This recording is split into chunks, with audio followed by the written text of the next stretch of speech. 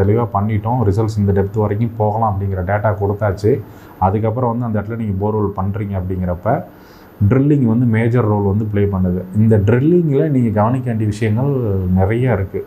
என்ன அப்படின்னா, ஒரு இடத்துல நீங்கள் வந்து போர்வெல் ட்ரில்லிங் பண்ணுறீங்க அப்படிங்கிறப்ப முதல்ல அந்த போர்வெல் மிஷின்ஸ் வந்து ஓல்டு மிஷினா இல்லை இன்றைக்கி இருக்கக்கூடிய ஹைட்ராலிக் மிஷின்ஸ் வந்து இன்றைக்கி நிறையா வந்துருச்சு. அட்வான்ஸ் மிஷின்ஸ்லாம் இன்றைக்கி வந்துருச்சு. ஈவன் வித்தின் ஒரு 5 to 6 ஹவரில் பார்த்தீங்கன்னா 1000 ஃபீட்லாம் வந்து இன்றைக்கி வந்து போர்வெல் வந்து ட்ரில் பண்ணிடுறாங்க. அந்தளவுக்கு இன்றைக்கி அட்வான்ஸ் மிஷின்ஸ் வந்துருச்சு.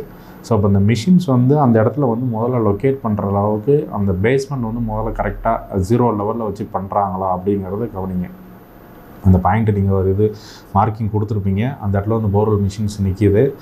அப்போ வந்து அந்த போர்வெல்லோட அது பேஸ் வந்து லெவலிங்னு சொல்லுவாங்க.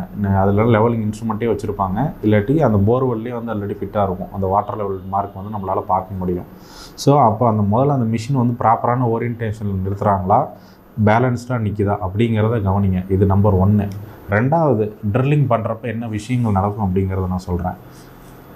நம்ம வந்து கொடுத்துருக்கிறது வந்து உதாரணத்துக்கு வந்து ஒரு 600 அடி 700 அடிக்கு கீழே ஒரு வாட்டர் சோர்ஸ் இருக்குது. நம்ம வந்து ஜியாலஜிக்கல் ரிப்போர்ட்டில் கொடுக்குறோம் அப்படின்னா, ட்ரில்லிங் மிஷின் பண்ணுறவங்க வந்து டாப்லேருந்து ட்ரில் பண்ணி 600-700 அடிக்கு வந்து அந்த ட்ரில்லிங் மிஷின் வந்து ராடு வந்து கீழே போகும்.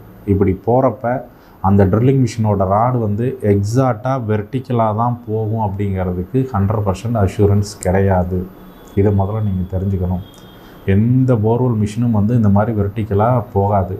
ரீசன் என்ன அப்படின்னா, அது கீழே இருக்கக்கூடிய பாறைகள் அடுக்கடுக்காக இருக்கும். அப்படிங்கிறப்ப அந்த ட்ரில்லிங் பண்ண ஒவ்வொரு ராக் ஃபார்மேஷன் சேஞ்ச் ஆகிறப்பையும் லைட்டாக வந்து டீவியேஷன் ஆகத்தான் செய்யும். நீங்கள் நீங்களே கேள்விப்பட்டிருப்பீங்க, போர் வந்து இத்தனை அடியில் போய் போர்வெல் பிட்டு வந்து கட் ஆகிடுச்சு அப்படின்னு சொல்லுவாங்க.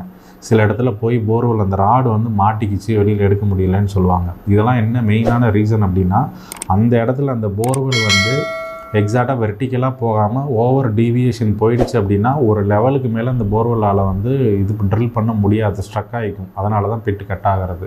இது நிறைய போர்வெல்ஸில் வந்து நடந்திருக்கும், நீங்கள் செக் பண்ணி பாருங்கள். ஸோ இதுக்கெல்லாம் ரீசன் வந்து எக்ஸாக்ட் வெர்டிக்கலாக போக முடியாதது தான்.